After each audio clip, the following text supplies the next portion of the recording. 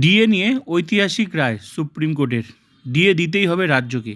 DA নিয়ে যে order সেটা আমি বাংলায় দেখাবো। ডিএ বকেয়া ডিএ সহ মেটাতে হবে রাজ্যকে। 31শে মার্চের মধ্যে বকেয়া ডিএর 25% দিতে হবে রাজ্যকে। আর 15ই মের মধ্যে বকেয়া ডিএ বাকি যত বাকি থাকবে সেটা কিন্তু মেটাতে হবে। তো অর্ডারটা তোমরা দেখে নাও।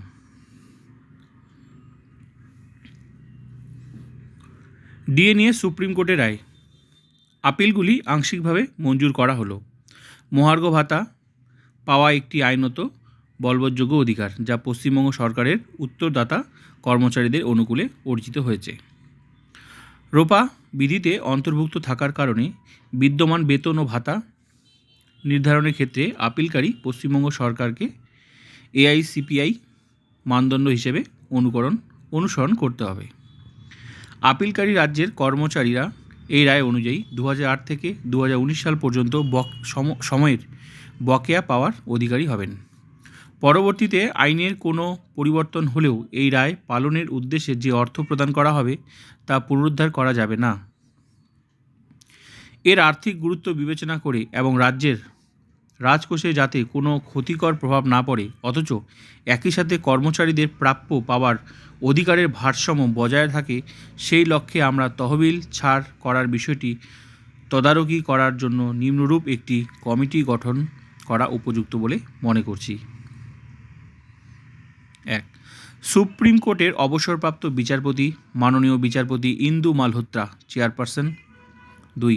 হাইকোর্টের প্রাক্তন প্রধান বিচারপতি যথাক্রমে বিচারপতি তরলোক সিং চৌহান এবং বিচারপতি গৌতম ভাদুড়ি। ভারতের controller and auditor general CAG বা তার দ্বারা মনোনীত তার দপ্তরের কোনো প্রবীণতম কর্মকর্তা। কমিটির দায়িত্ব হবে রাজ্য কর্তৃপক্ষের সঙ্গে আলোচনার মাধ্যমে নিম্নলিখিত বিষয়গুলো নির্ধারণ করা: প্রদানের জন্য মোট অর্থের পরিমাণ, অর্থ প্রদানের সময়সীমা যা মেনে চলতে রাজ্য বাধ্য থাকবে, নির্দিষ্ট সময় অন্তর অর্থ প্রদানের বিষয়টি যাচাই করা, নির্ধারণের নির্ধারণের প্রক্রিয়াটি 6 মার্চ 2026 তারিখের মধ্যে সম্পন্ন করতে হবে। পরবর্তী পদক্ষেপ হিসেবে অর্থাৎ কমিটির সিদ্ধান্ত অনুযায়ী প্রথম কিস্তির টাকা 31শে মার্চ 2026 মধ্যে প্রদান করতে হবে। কমিটিকে সমস্ত প্রয়োজনীয় লজিস্টিক সুবিধা সহ সব ধরনের সুযোগ সুবিধা ও মর্যাদা প্রদান করতে হবে। কমিটির যাবতীয় ব্যয়ভার আপিলকারী রাজ্য বহন করবে। কমিটির সদস্যদের পারিশ্রমিকের বিষয়ে আমরা সিদ্ধান্ত নেওয়ার ভার চেয়ারপারসনের বিবেচনার উপর ছেড়ে দিচ্ছি। এটি স্পষ্ট করা হচ্ছে যে রাজ্যের যে সমস্ত কর্মচারী এই মামলা চলাকালীন অবসর গ্রহণ করেছেন তারাও এই রায় অনুযায়ী সমস্ত সুবিধা পাওয়ার অধিকারী হবেন। তো এই ছিল পুরো অর্ডারটার সংক্ষেপে। তো ভালো লাগলে অবশ্যই লাইক, সাবস্ক্রাইব অ্যান্ড শেয়ার।